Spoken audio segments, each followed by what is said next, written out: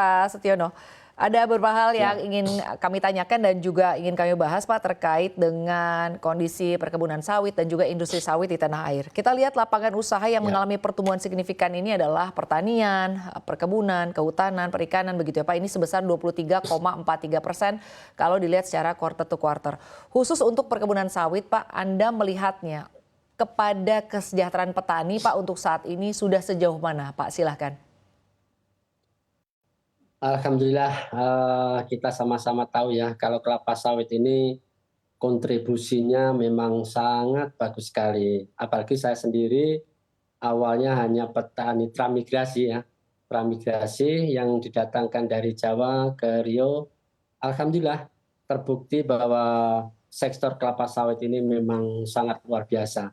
Terbukti juga dalam krisis 98, 2008, bahkan COVID-19 kemarin kita menyelamatkan ekonomi negara. Ini memang apalagi terbukti kami selaku transmigrasi petani, ya alhamdulillah semua sukses dan kita rasakan. Baik, artinya untuk kesejahteraan petani sendiri Pak saat ini apakah bisa dibilang sudah cukup baik Pak Setiono? Alhamdulillah kalau kami petani plasma, karena memang eh, itu sangat cukup bagus karena harga juga terlindungi ya, karena ada model kemitraan ini memang sangat bagus sekali. Memang kalau dibandingkan dengan petani yang lain ya, karena mungkin belum ke lembaga atau belum bermitra, ya mungkin masih beda sama kami yang petani plasma ini. Baik, tapi sejauh ini Pak bagaimana Anda melihat upaya pemerintah Pak untuk bisa menjaga kinerja perkebunan sawit terutama kalau dilihat dari sisi regulasi, sisi perizinan lahan sawit dan juga mungkin dukungan untuk sertifikasi dari lahan sendiri Pak, silakan. Alhamdulillah ya, sawit ini, kemudian sawit ini sangat sangat regulasi yang sangat komplit dan kompleks ya.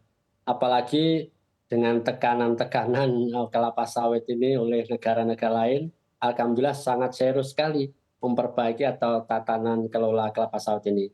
Karena apa? Regulasi-regulasi itu sangat sangat konsisten, tetapi kita sendiri sadar di dalamnya perkebunan kelapa sawit itu banyak kementerian yang terkait membuat peraturan-peraturan kadang-kadang ya, kadang-kadang tumpang tindih. Contoh ya, kami petani transmigrasi yang sudah SHM ya 30 tahun, tahu-tahu dimasuki kawasan. Nah ini perlu juga di serius, memang pemerintah serius bagaimana bisa menyelesaikan lahan-lahan petani kelapa sawit ini yang dalam kawasan cepat selesai. Karena ini merupakan salah satu hambatan ya yang harus diseriuskan oleh pemerintah, juga termasuk PSR ya. Karena untuk tanaman kelapa sawit ini kan sudah, terutama plasma, sudah tua-tua, tapi kalau yang swadaya mungkin karena salah bibit atau teknisnya kurang bagus, itu perlu adanya peremajaan sawit rakyat. Dengan peremajaan sawit rakyat ini memang ada kendala ya, kendala-kendala yang harus kita selesaikan bersama. Kita juga menengok pemerintah juga sangat serius ya, bagaimana bisa memperbaiki produktivitas melalui PSR, baik petani plasma maupun petani swadaya. Tapi kendala-kendala tersebut seperti tadi masuk dalam kawasan, dimasuki kawasan itu juga harus cepat selesaikan. Dan yang paling penting khususnya kepada kawan-kawan kita yang swadaya, supaya cepat membentuk kelembagaan dibina oleh pemerintah dan nanti dimitrakan. Jadi akan terjamin kesejahteraan seperti petani plasma. Baik Pak, terkait dengan produktivitas ya Pak oleh petani Ya. swadaya, sejauh ini seperti apa Pak?